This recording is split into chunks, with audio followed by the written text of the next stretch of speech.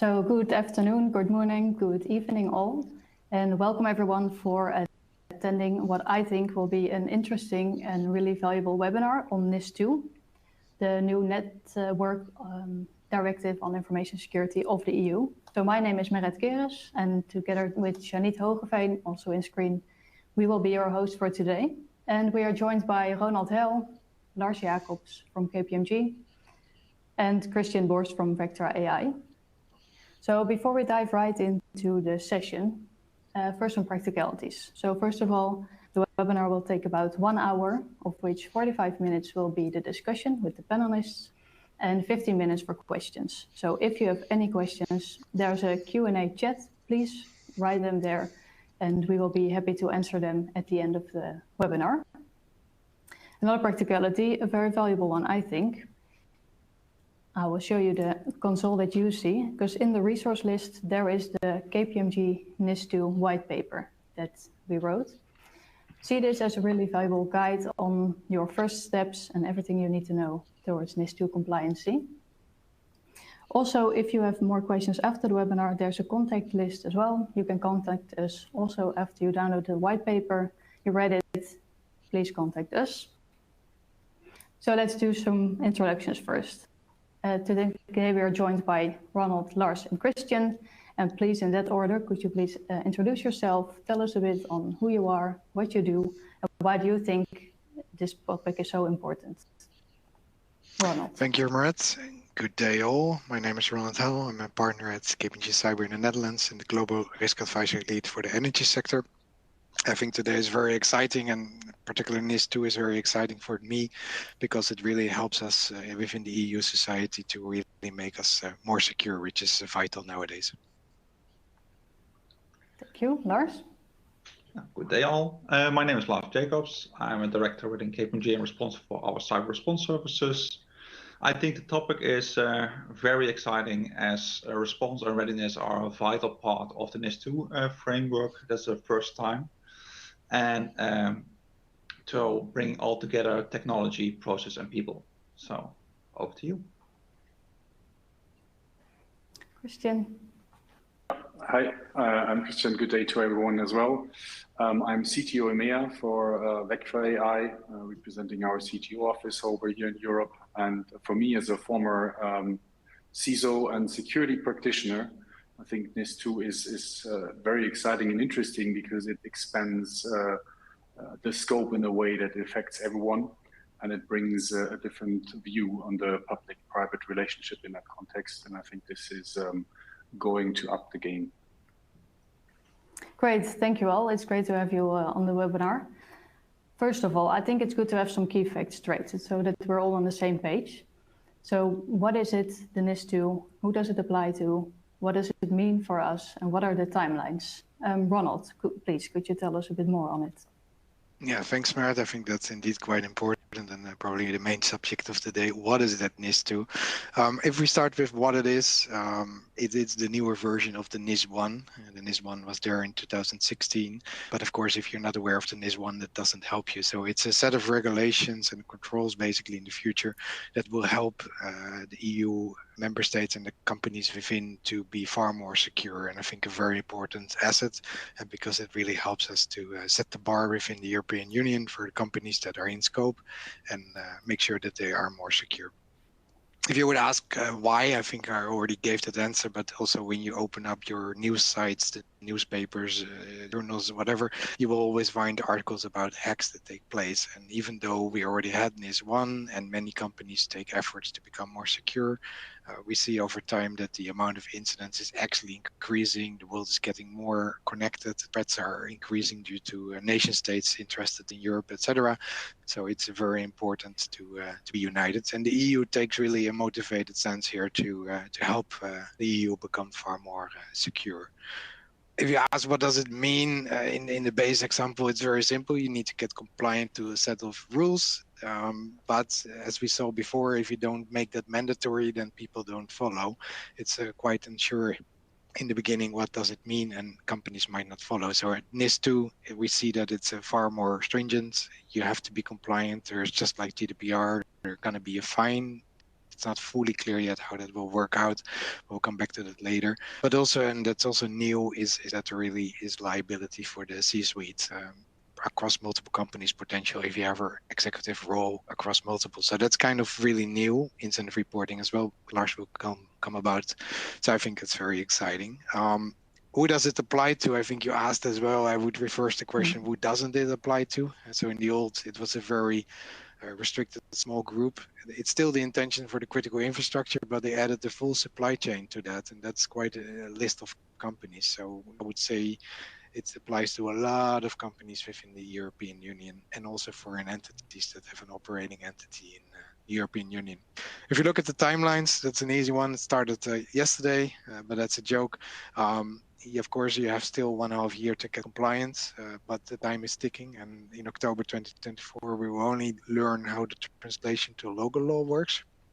And so, yeah, it's not a lot of time actually to get ready. So less than 1.5 years, and you need to be compliant. All right, thank you. A lot of valuable points you mentioned already. So I think this is really a good step in the right direction from the EU to really raise that level of cybersecurity. So as you mentioned, some requirements might not be clear yet, but I can imagine there are some challenges that organizations might face in this first stage towards the actual implementation of NIS2. Could you maybe elaborate on the key challenges that you foresee that companies might face when achieving NIS2 compliance? And Ronald, please, if you could continue. Yeah, I will continue with Dan. Of course, please see also our paper, because this is not enough time to address all the key challenges that we see. But if I had to pick a couple that we see really in companies around us, is that companies are not really aware that this is coming. So there is somebody aware. That could be the CISO that is aware, but then the board is not aware, or the organization has a little bit of resistance to get aware. And sometimes we see that operating units, OT, technical people, IT are actually aware that this is coming to them, but then the C-levels are not aware that this is actually affecting them, and it might be something they take serious. So awareness is really a key challenge that companies have. And the second one is an interesting one, and NIS2 is only adding to that, is that companies are already drowning in frameworks. And so depending on who you are, financial institution or critical infrastructure, you have all kinds of regulations, both from the nation state that you're in, the foreign nation states, which could be also US, Sarbanes-Oxley, etc. So if you look at a company, there's dozens, if not more than dozens, frameworks they need to be compliant to. So we see a lot of companies drowning in those frameworks. And there's two types of companies, and that really determines the path that you are. You have the ones that make a new department for each compliancy framework they need to be compliant to, which means you need to hire a lot of people, and NIS2 is only going to add to that burden. And you have the companies that try to approach it on a smarter way by looking at the frameworks as a whole. And we'll come back to that later. We believe that to be a good approach. Interesting point. Let's indeed elaborate on it later. Christian, could you mention maybe key challenges that you foresee? Yeah, I think we already heard that there is a change in scope. So this means that there's players that this affects that may have not had the same experience as we heard, like the critical infrastructure providers and other stronger regulated companies. And especially in this context, it's also about public-private relationship. Because in the end, when you look into how the whole system works also across borders, the collaboration with the authorities is something that is key in the aspect. So on one hand, different nation states, I think, are in the process in terms of moving and further defining the responsibilities but also the accountabilities around this. And then on the other hand, we will have people in the private sector being exposed to the system and to those rules. And I think this is something that adds another burden and other challenges to it. Still, of course, bringing the kind of desired visibility. But this is requiring a steep learning curve, I believe, for a lot of companies, especially the smaller ones. And they might also learn from other organizations that are a bit larger and maybe also one step ahead, I think. Lars, do you have any more challenges from your side?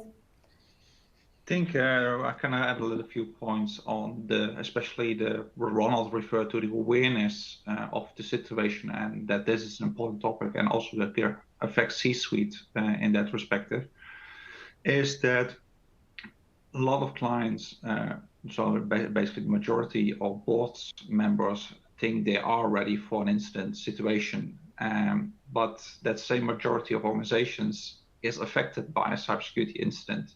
So being on top, do we have the right technology? Do we have the right people? Do we have the right process that we are actually able to act on it, and not for one time, but steady on throughout the years to come? I think that is going to be one of the key challenges, bringing all the players together, technology, people, and the processes, and keep being ready for that incident to hit. Yeah, interesting point you mentioned there. Really to take the holistic approach, I understand. So indeed, what you said, governance, people, technology, it's not only about technology.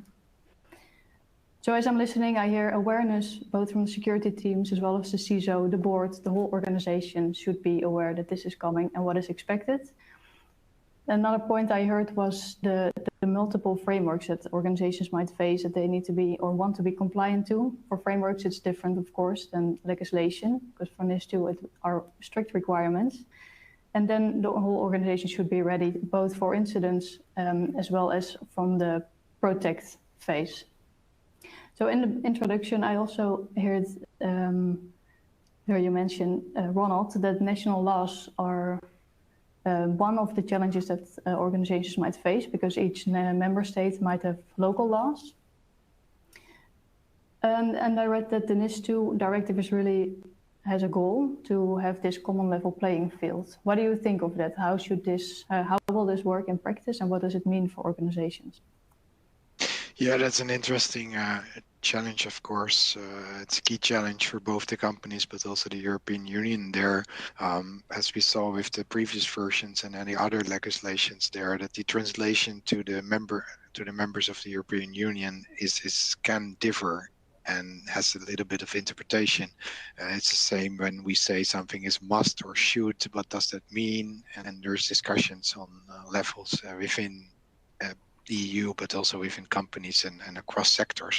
So it's very important that gets addressed, and I think that's really one of the key challenges also from a European Union perspective, is to share that knowledge across the borders.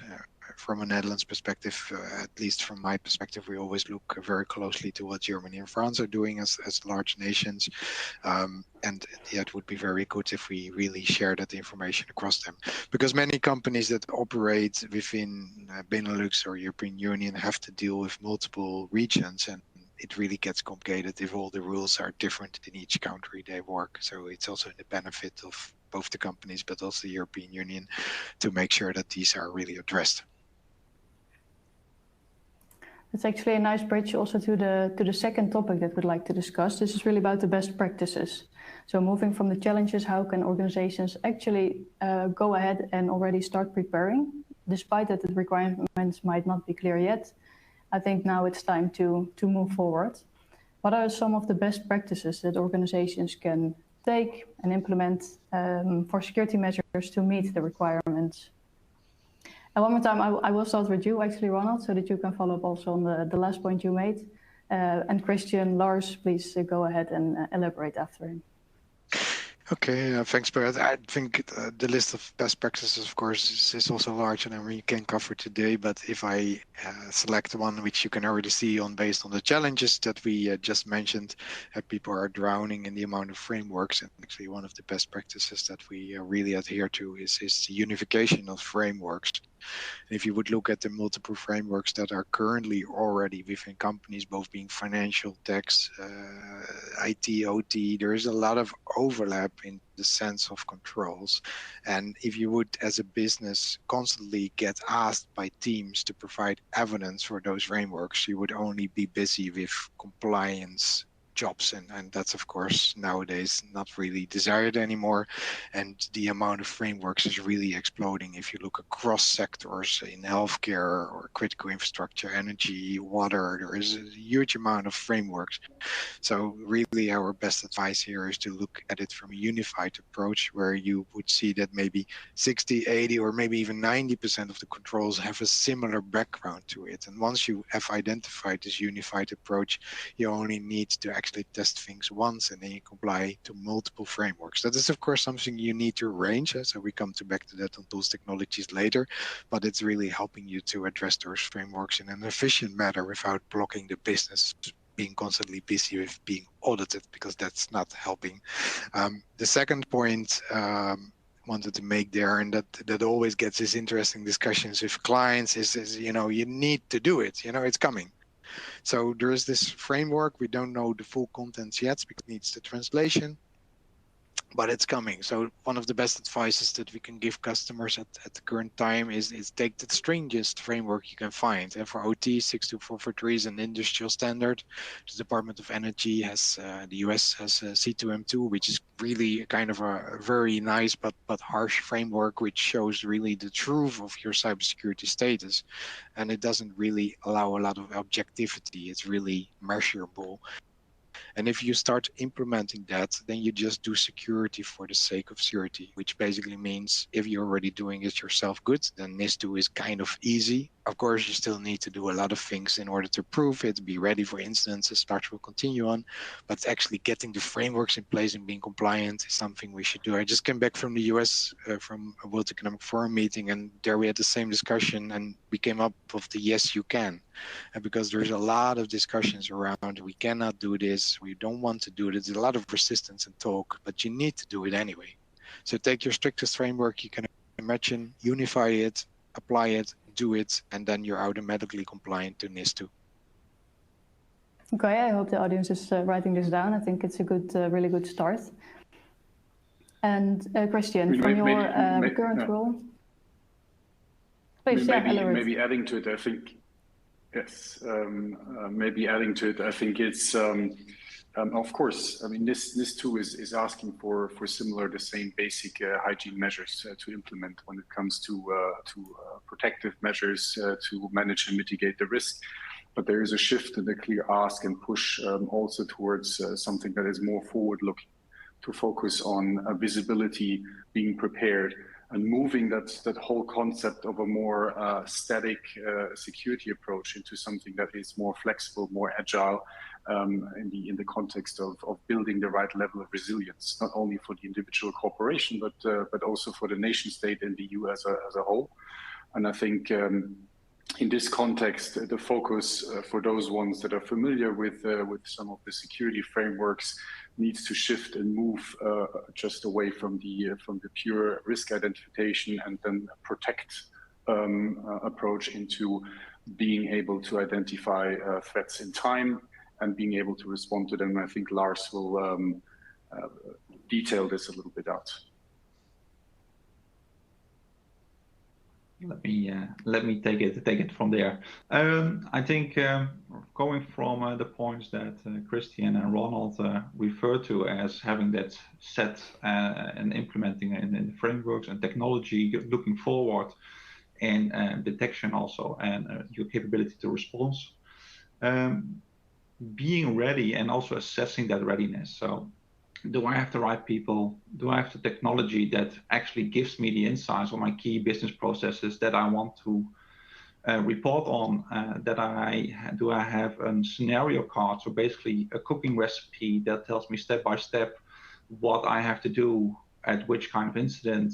Do I have the right phone numbers? Do I have the right third parties to assist me in case of a major incident?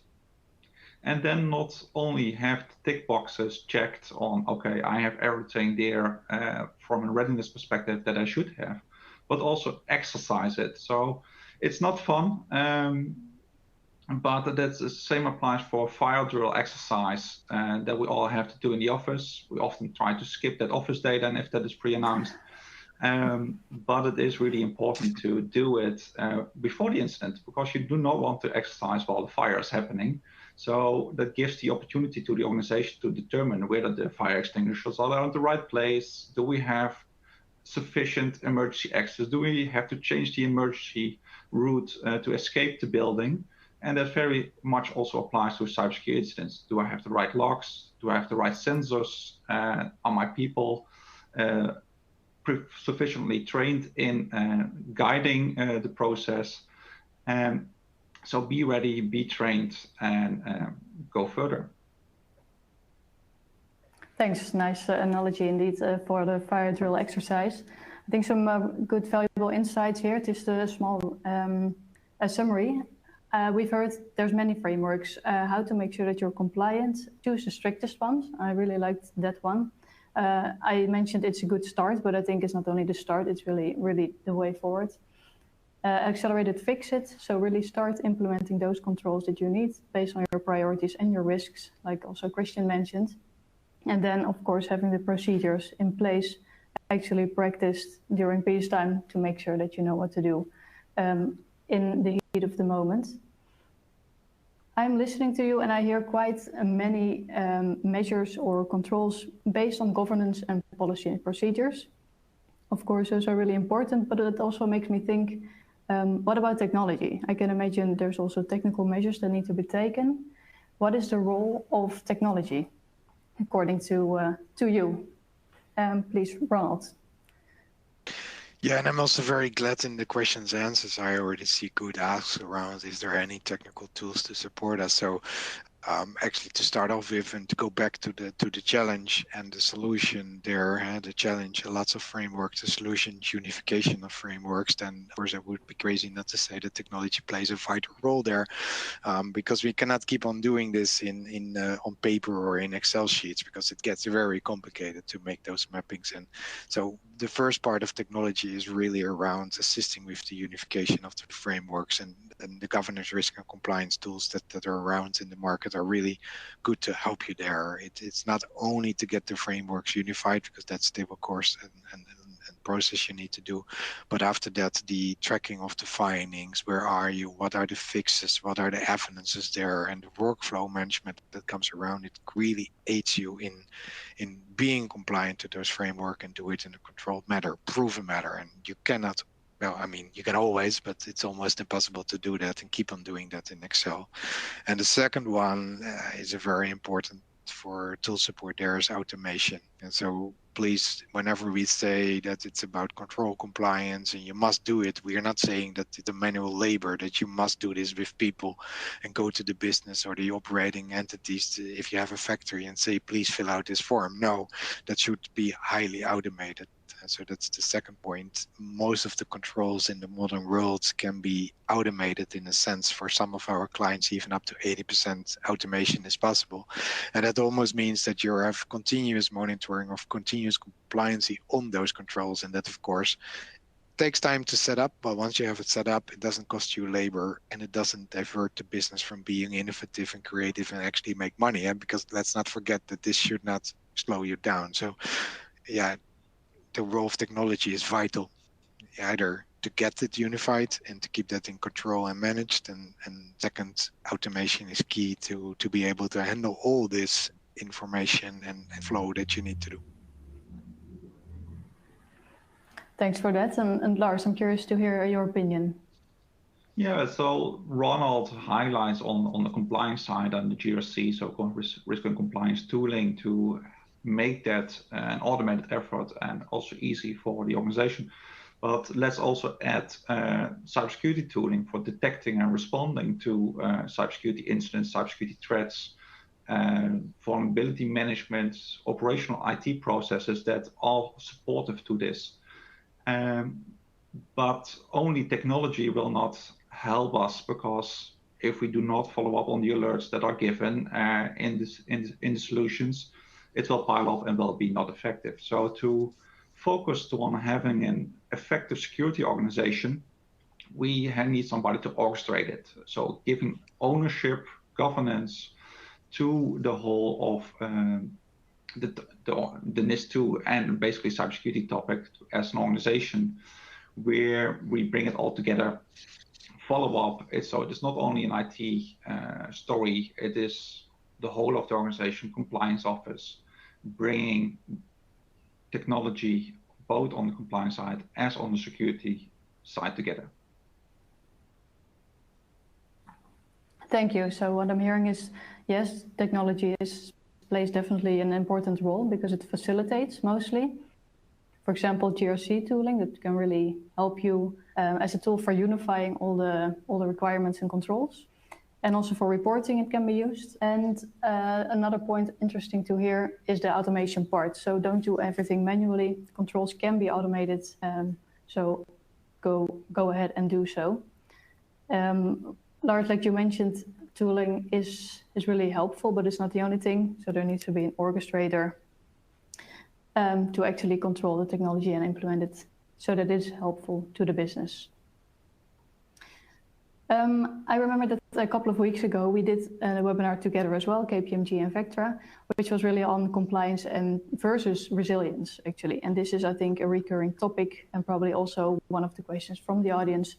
How does security versus compliance measure to one another?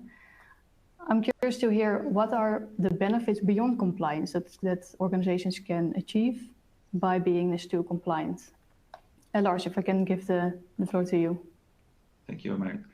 So NIS2 compliance security, that brings us a good foundation on hygiene, cybersecurity hygiene, processes, people, being ready, having a good, smooth security organization, and that limits your exposure, your vulnerability towards the outside world.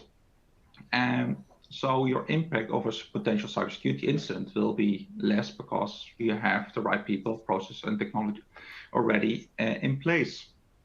But also enables you to act more swiftly, limit the impact and the time of the incident, and move on with the insights.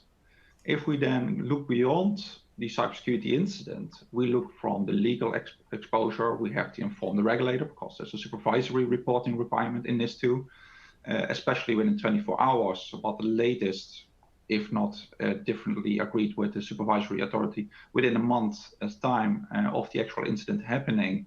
That also gives some insights into the root cause of the whole story. So having those insights available covers also your legal exposure because you can have the insights that are being given. You have to give insights for your stakeholders. And if you look at the GDPR implementation, where the supervisory authority says, if you cannot show me the evidence that it didn't happen, then I assume the worst. You want to prevent that with having those controls already in place with the information that's given. So 100% compliance is not cybersecurity because it's not checkboxes only, but security is also cannot be without 100% coverage of that compliance. So giving your basic hygiene of your security framework in place is vital in achieving also the benefits beyond compliance. All right. So much more to achieve than just compliance, like you mentioned, good security posture, effective security operations as well. And that links me also to one of the earlier papers we wrote on effective security observability. This paper is also in the resource list. So if you'd like to know more what constitutes effective security observability, then please also download that paper and read it. And we're also, again, for that one, happy to answer any more questions. Moving on to actually Vectra and KPMG themselves. How can Vectra AI and KPMG help organizations in this journey towards NIS2 compliance? And if we start with Ronald, if you could address some of the services and approach that KPMG has for clients.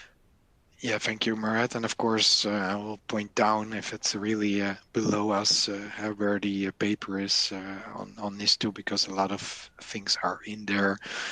Essentially, where we see the most support needed and asked for is, of course, on the awareness part. And after that, we really go into the program together with the customer to help to get it in place. And we call that through smart assessments.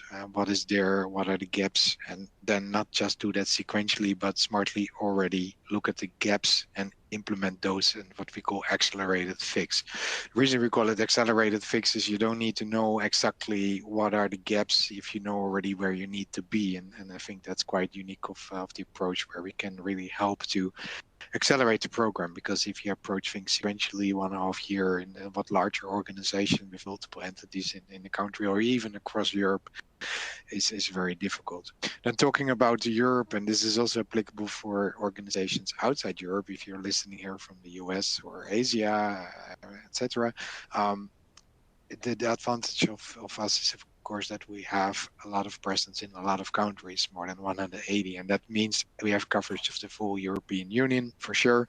And with that, we also have those legal insights. And what does it mean? What's the expected translation? Who's going to determine it? Is there a competent authority that's leading in this sector? And who do you deal with? That also, of course, is very nice to have those insights to help them to really see what is my exposure. I see some of the questions there as well. Which I hope we really come back to in the Q&A a lot as well. And lastly, after that, it's really important to get your tools in place. And that's something where we also have already thought about. One of the questions I will answer straight away. Is there any tool set that helps me assess if I am to be compliant for NIS2? Yes, actually, we are planning to have that as part of our SOFI platform, which is our GSC solutions from within KPMG, our own. And there we will have a simple questionnaire that basically helps you to determine what's the likelihood that you will be, by a competent authority, put in a certain list. And are you then a critical organization, which is easy to handle if you're energy or nuclear, etc. You know the answer already. But on those companies that are on the borderline, they're down the supply line, they don't know exactly if they would be considered. It's a very interesting thing to do. So that's where we can help as well with the tools and technologies. And of course, the unification tool sets and all security, cybersecurity suite around it is where we also help with tools, technology, but also processes. So yeah, I can talk for hours. We're getting enthusiastic now, but there's a lot that we can help, also due to our larger presence worldwide. Great to hear. You mentioned technology already. Maybe Christian, I'm curious to hear what is from Vector AI, because you're a different kind of party than KPMG. How do you see your role as Vector AI? Yeah, for sure. Thanks. I think we heard today a lot about the importance of technology, processes, and people. And I think people always core when it comes to the best use of technology, because we need to enable them. We need to be able to support them to do a better job, be it a cyber professional or a general employee within a company.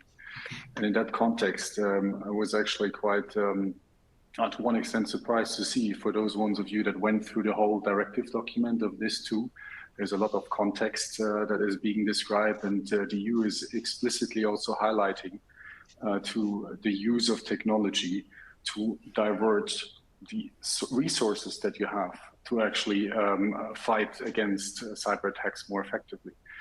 So the emphasis on that incident response part is super important, and the EU has recognized this, and they're more specifically referring to AI as being a fundamental tool to make that happen. And I think as a company, we've just been recognized as one of the AI 50 companies, one of only 2 in cybersecurity that has a platform that enables the organizations to actually have the right level of information, the right level of transparency, to engage in the requirements of being able to detect and respond to incidents, and also being able then to engage and report them back to the authorities if it really went all the way down to an incident. But obviously, the idea is to stop that before, and I think that fits neatly into the wider context and processes together with KPMG, and provides the opportunity for the business to be really at the forefront and enable their teams to do the right things, and free them also up to focus on achieving compliance in all of the other areas and aspects. And I think that's where technology needs to place, and this is where we as Vector position ourselves to do this. Because in the end, and that's my final view in this, the final word is, I think we need to shift. We need to shift away, especially as security professionals and as companies, in terms of maintaining technology, but working with data, working with information to be on top of the game. I think this is something that not only NIS2 is pushing, but it is what we see, that we support with our platform. Yeah, so great developments in the market, now forced by regulations, but other than that, it's a great platform to cover actually all the stages of attacks, from protect to respond, as I'm listening to you. Lars, is there anything you'd like to add from a KPMG perspective? I think Ronald covered most of the things. What I especially would like to highlight: be ready. So that's basically where all NIS2 is all about for the incident. Be ready, be practice. So be trained, have the right people, have the right scorecard, and KPMG can help with it. Yeah, nice, a nice indeed wrap up, and also linked to the incident readiness you mentioned. Really practice beforehand. To give a bit more illustration on these services that KPMG and Vector can offer, maybe it's good to have some examples or experience it with similar or the same kind of programs that you went through with customers. For example, for the industry standards, Ronald mentioned the IEC 62443 or others. Would our apply works the same for NIS2, for example? Ronald. Yeah, so the beautiful thing would, of course, if you can say we have done 10,000s of NIS2 implementations already, and we know exactly what is going. I see very good questions coming up, and that's also driven, of course, to partly the uncertainty there is in what does it mean locally, and what will be done centrally. Will it be audited? Will there be a certificate, etc.? Very good questions, discussions we should come back to. But one thing what we can do is if we go back to the best practices advice, we said, just do it, take the best framework you can imagine, just do it for yourself, be secure, and then you're also, with the right measures, you're going to be automatically compliant in a sense. Still work to be done, don't quote me directly on that, but it helps you certainly in the right direction. And there we already have seen very good examples in industry.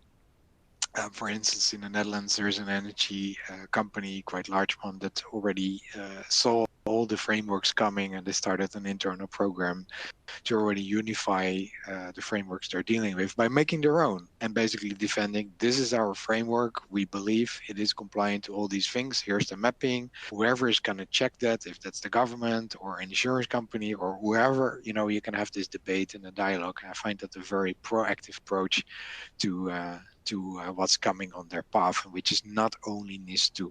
So there's also the Cyber Resilience Act, regulations and agreements between sector frameworks, etc. So they have to deal with a lot of things, and that's a really nice example. And then, of course, we see a lot of industry standard adoptions, like 62443 was mentioned. Some clients say 62HTTPS. That's easy to remember, but at least you got the 443 correct then.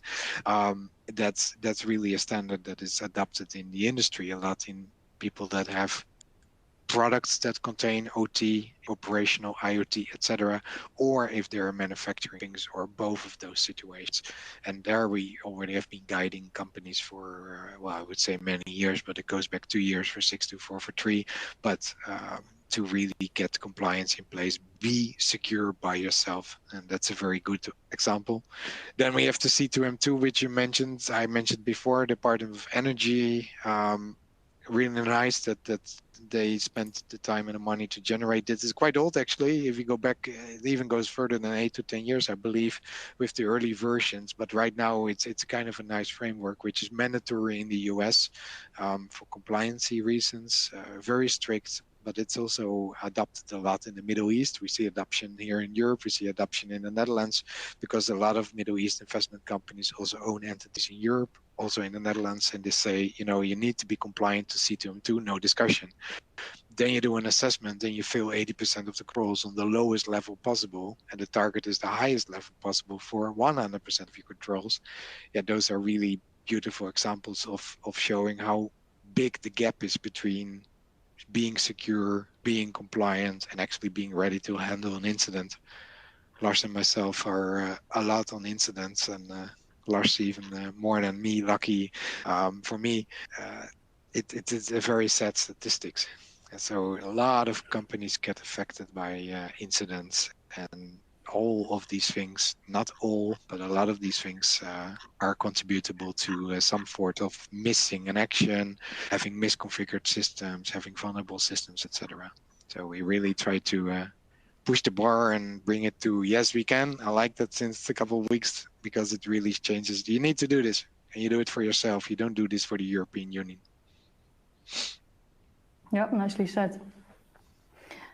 Christian, have you encountered similar projects that are similar to this one that we can learn from what Vectra AI can do?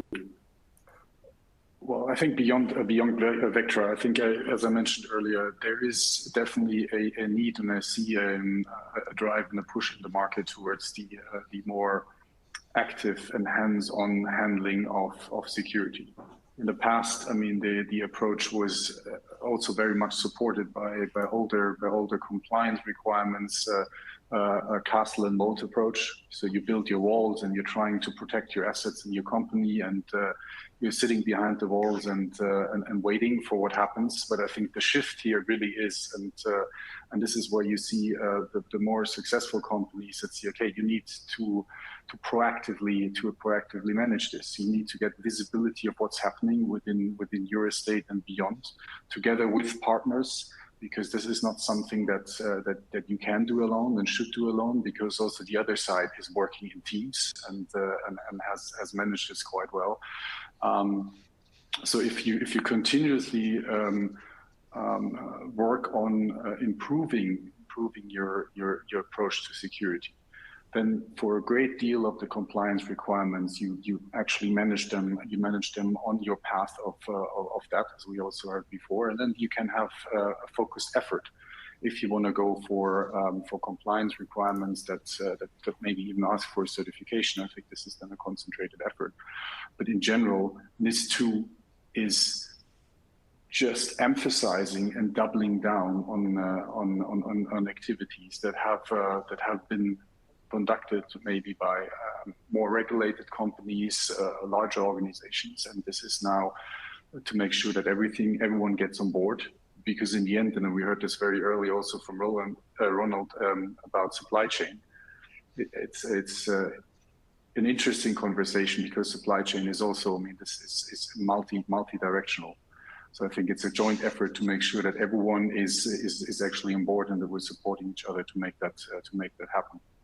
And these are the real world examples where you can actually reach out to your community, to the people, and see, okay, what works, what doesn't work, and how to find the right approach and the right balance. And ultimately, you will see that that you're on the right track, on the right path.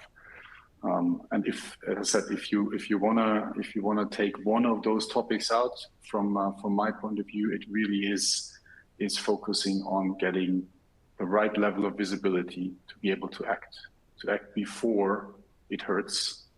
You know, it's not about avoiding an incident, but it's being able to actually handle it early enough in the stage, so that it doesn't get any devastating for you and for your company. Yeah, I think that also really ties into Lars' position on incident response. Be ready and know indeed what you have, and also what information you'd like to get in and during an incident, and afterwards to do the forensics. Lars, any experiences from your side that you still think are valuable to add? I think Ronald and Christian summed it up perfectly. And actually, it comes down to making all the operational processes work. So NIS2 is not rocket science in that sense, but it's making your hygiene work, and so that your patch management process is working based on vulnerability insights, that server is getting fixed, that somebody is acting on it. And that is basically the push for modern day cybersecurity programs to make it all interoperable and consolidated with each other. And that's where multiple clients of us are currently working on. Yep, thank you. So I think we're slowly moving to the last part. Let me pull up the one of the final slides. Let's do a short recap and also somewhere to start, because I can imagine we've shared a lot of information over the past 44 minutes, so perfectly on time. One of the key points, I think, is really awareness. Be aware of NIS2, that it's coming. Make sure you are aware of the scope. Are you involved or not? And also what is required. Requirements will come in more detail, of course, in October 2024, but be already willing and get started. So like Ronald mentioned, take, for example, the strictest framework or industry standard, and you're already well ahead in NIS2 compliance. Use technology in your favor, both for GRC tooling, automation, reporting, but still make sure that the people around it and your organization is aware and knows how actually to deal with and how to handle technology. Really focus your efforts on this. And it's not only for compliance, like we mentioned, it's really security posture and being more effective in your security operations. I think with 45 minutes past, we still nicely have 15 minutes for questions. And I did see quite some questions coming in. So I'm really happy to hand it over to Shanit, who will do the Q&A. And then for the final slides, we'll get back to me for the final part. Shanit. Yes. Thank you, Marit. Indeed, we've got several questions popping in, and that's why I would like to start straight away. But if we don't have the time to answer your question, feel free to contact us after this webinar. And also, I would like to address once more that you can download our white paper, and there we will provide a lot more information. I saw a very interesting question regarding frameworks and the lex specialis principle. And I think this one is relevant for Lars. And the question is as follows. For financial entities, DORA is lex specialis over NIS2. Do you foresee any major gaps between DORA and NIS2? Oh, Stefan, there is overlap definitely, because the sector based from the European Central Bank versus the European Parliament for the broader service sector, there is an overlap. Actually, I wrote an article last year on it, how the reporting frameworks for DORA and NIS2 are overlapping on each other. So let me get back on this after this webinar, where I'll also send the article along with a more elaborate answer on the topic. Great, that would work, I think. Thanks. Then I have another question. How does NIS2 address the issue of cross-border cooperation and information sharing between EU member states? Ronald, could you provide some insight on that? Yeah, when we were discussing those questions were already popping in, and of course they're very good questions. So the answer, of course, is depending on a lot of factors. So from the NIS2 perspective, and there's always multiple work groups in the European Union, if that's a sector-based work group or a nationwide work group, there is multiple purposes. And from the NIS2 purpose, it's getting critical infrastructure society safe and secure. It's because safety without security, we know that in physical world that's going to be difficult. And of course, then you hit interesting topics like, can I share my data? Well, within the EU, we have those agreements, same on tax, etc. But on the other end, we have very strict GDPR regulations that we have to be appliant to, and etc. So this is also something we need to come back to, and I will add it actually to our follow-up on this, because there is a lot of facets to that on how to make that happen.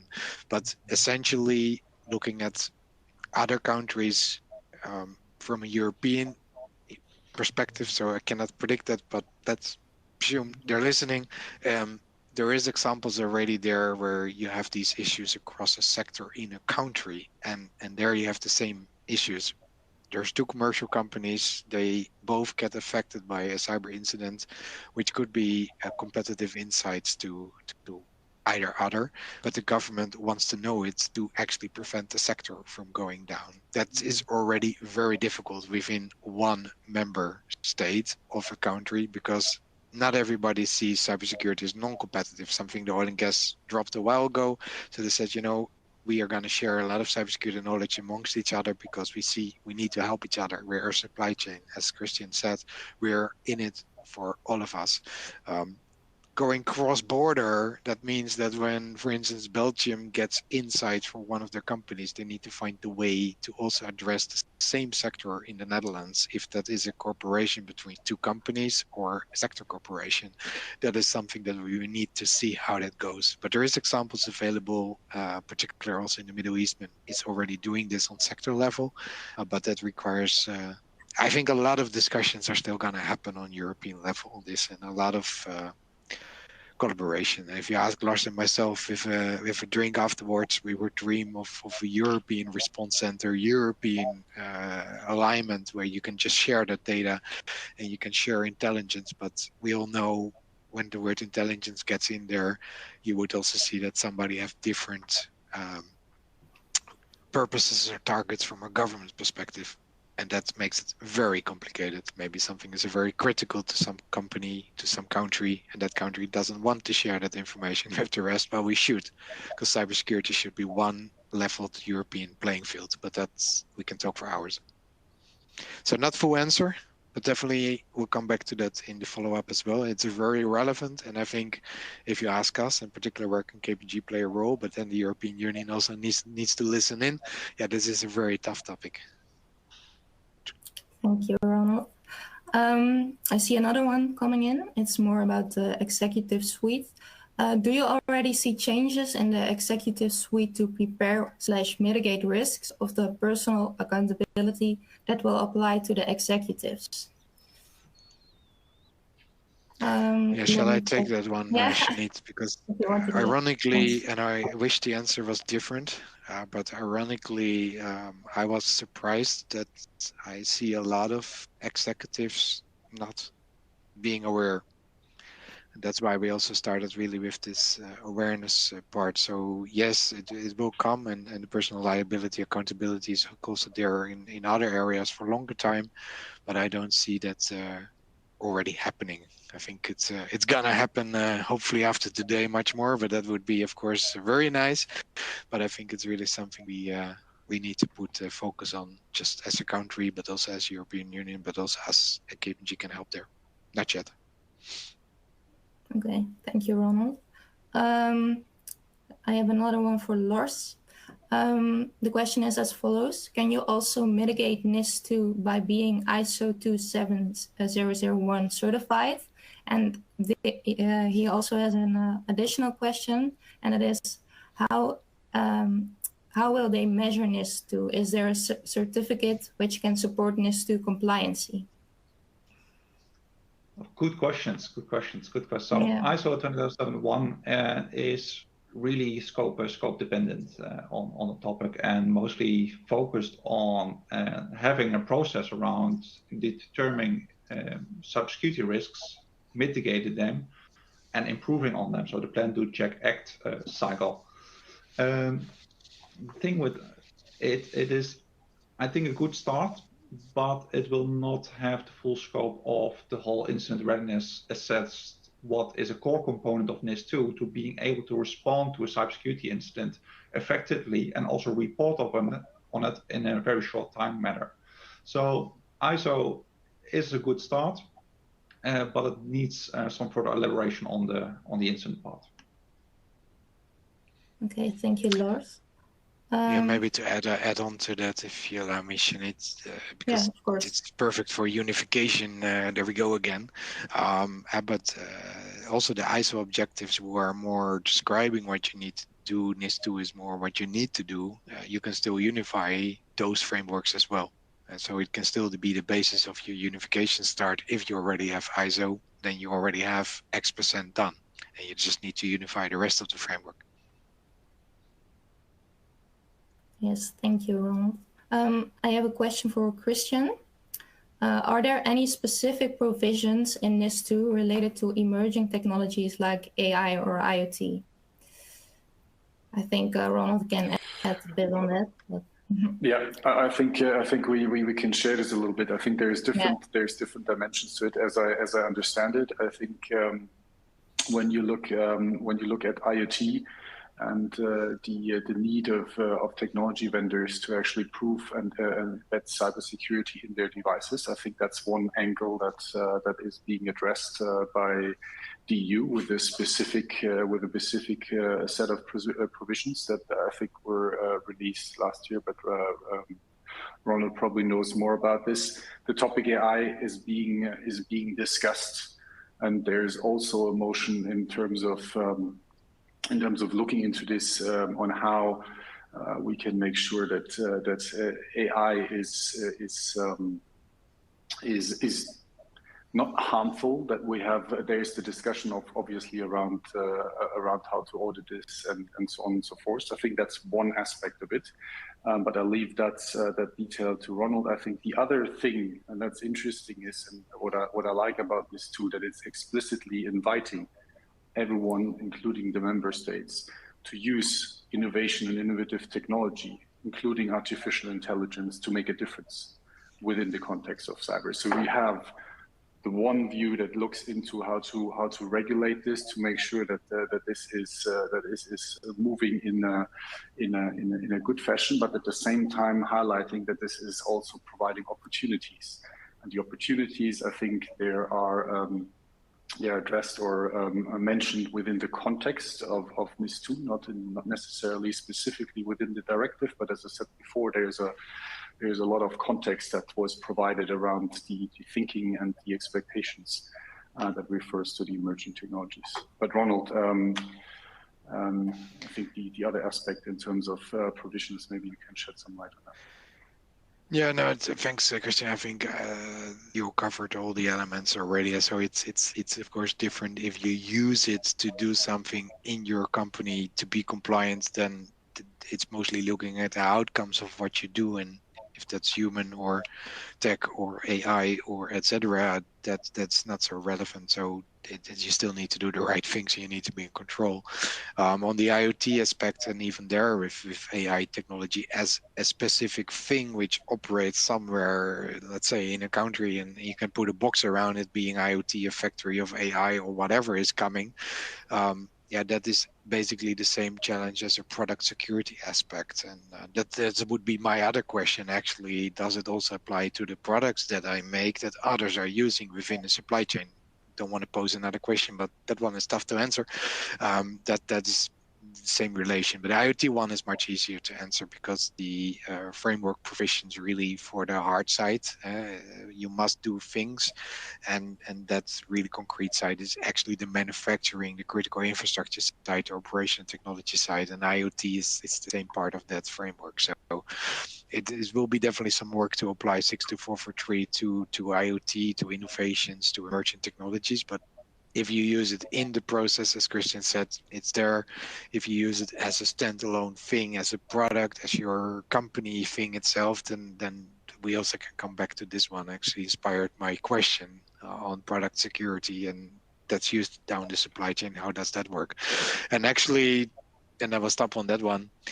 This opened the room within the European Union also on product labeling schemes to actually say this is a NIS2 certified or at least NIS2 compliant product, which you can say as Dutch government, for instance, we prefer you to use this product range. That's something we see in Singapore. We see it in the United Kingdom, United Arab Emirates, where there is labeling schemes for products that are kind of certified to use as NIS2 compliance in a sense, and that could also happen with IoT, AI, or any other technology that's coming to us. But this is a topic by itself. Very interesting question. Thanks, Ronald, for all the insights. I think one last question. Is there a simple method, like a checklist or flowchart, to determine if a company needs to comply with NIS2? So if it falls in scope or not? I will cover that one also to give Merit remaining time. We said it already during the call as well. Yeah, that's something actually that we really are planning as part of our toolkit to really have a sample questionnaire that says within the nation state, or if you apply it broadly, are you in scope or not? And which would be the competent authority to check that if you are in scope or not. So that is something which is on our radar and we want to help companies with. Okay, thank you. Great. Then I will take it over from here again. I'm really happy with the questions. They're really well, and I think that's definitely also some food for thought for us to dive into and get back to you. So thanks for that, for really the engagement from the Q&A. There's a couple of last things I want to mention. There's 2 Blue Team workshops planned. One is the 12th of September, the other one is in November. Still enough time to register, but please also be in time to make sure you have a spot. Then some final remarks. So actually a call for action to you. We have developed this white paper, as we mentioned, and we think it's a really valuable guide. And it will cover the information that we covered today and also much more. And you can actually read on your own pace again, what is our approach and how we can help. Also, there's a best practices guide from Vectra AI themselves. So I think really 2 pieces that you should actually download, read, and also please discuss with us if you have any further questions. Then nothing else is left to say, I think, just for thanking the panelists, most of all, and also the audience for really engaging. I hope this was valuable, that you learned a lot, and that we will be able to assist you in the future as well. So thanks all for now, and enjoy the rest of your day, afternoon, or morning. Thank you all. Thank you all. Goodbye. Bye.